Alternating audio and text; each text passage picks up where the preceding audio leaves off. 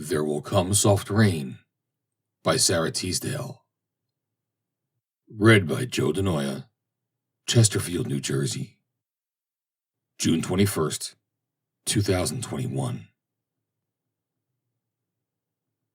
There will come soft rain and the smell of the ground, and swallows circling with their shimmering sound, and frogs in the pools singing at night, and wild plum trees in tremulous white.